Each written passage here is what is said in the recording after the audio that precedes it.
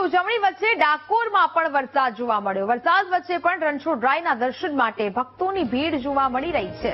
ભગવાનના દર્શન માટે ભક્તોએ વરસતા વરસાદમાં પણ લાઈન લગાવી છે। કોઈ પણ પરિસ્થિતિમાં ભગવાનના દર્શન કરવા આ ભક્તો કટિબદ્ધ બન્યા છે। તો જ પ્રકારે વરસાદ વરસી રહ્યો છે, પરંતુ આજે તો ભગવાન રણછોડરાયના દર્શન કરીને જઈશું તેવું ભક્તોએ પણ ઠાણી લીધું છે।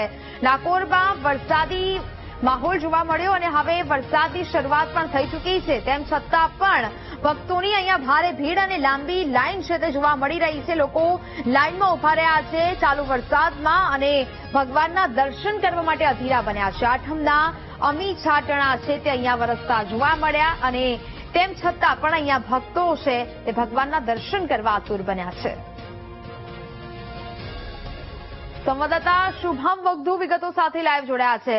શુભમ, જે પ્રકારે અત્યારે ડાકોરમાં વરસાદ શરૂ થયો છે, લોકો આવા વરસાદમાં પણ લાંબી લાઈનો લગાવીને ભગવાનને મળવા માટે આતુર બન્યા છે। શું દ્રશ્યો જોવા મળી રહ્યા છે ત્યાં? ચોક્કસ ને જે રીતની વાત કરવામાં આવે તો હવામાન વિભાગ દ્વારા 3 દિવસ ભારેથી અતિ ભારે વરસાદની ગુજરાત ઉપર આગાહી કરવામાં આવી છે। બીજી તરફ આજે જ્યારે જન્માષ્ટમી પર્વ ત્યારે ડાકોર ખાતે છે તે ભક્તોનું ઘોડાપૂર ઉમટ્યું હોય તે પ્રકારની સ્થિતિ છે।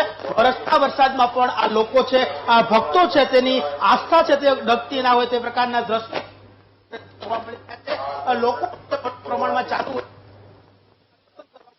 છે જે ભક્તો દર્શન માટે આવ્યા છે।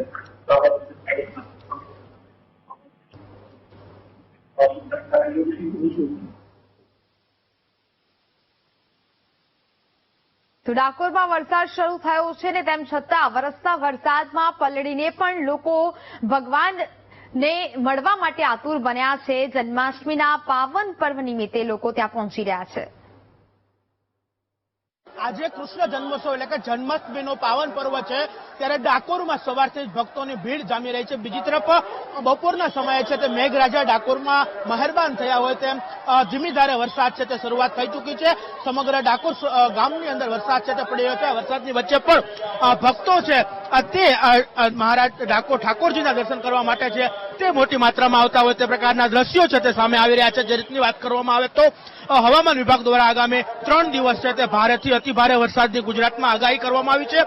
તેમની વચ્ચે પણ આજે જ્યારે જન્માષ્ટમીનો તહેવાર છે, ભગવાન શ્રી કૃષ્ણનો જન્મોત્સવ છે, ત્યારે દ્વારકા, ડાકોર, શામળાજી તમામ જે મંદિરો છે તે મંદિરોની અંદર ભવ્ય ભીડ છે તે જોવા મળતી હોય છે। સવારથી જ ભક્તો છે તે દર્શન માટે આવતા હોય છે। એમ કેમ પ્રકારે પણ ઠાકોરજીના ભગવાન શ્રી કૃષ્ણના દર્શન કરવા માટે એક ઉત્સાહ છે તે જોવા મળતો હોય છે। સવારથી જ તમામ ભક્તોમાં ઉત્સાહ છે તે જોવા મળતો હતો।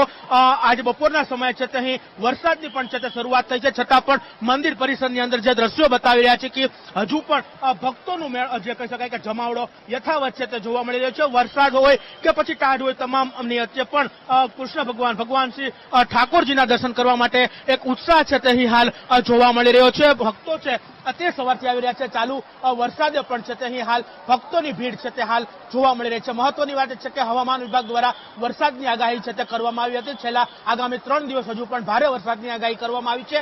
આ તમામની વચ્ચે પણ હાલ જે ડાકોરની અંદર વરસાદની શરૂઆત થઈ ચૂકી છે અને વરસાદની વચ્ચે પણ ભક્તોની ભીડ છે તે હાલ મંદિર ખાતે છે તે યથાવત જોવા મળી રહી છે। કેમેરામેન નરેશ સોલંકી સાથે શુભમ ભટ્ટ, વીટીવી ન્યૂઝ, ડાકોર।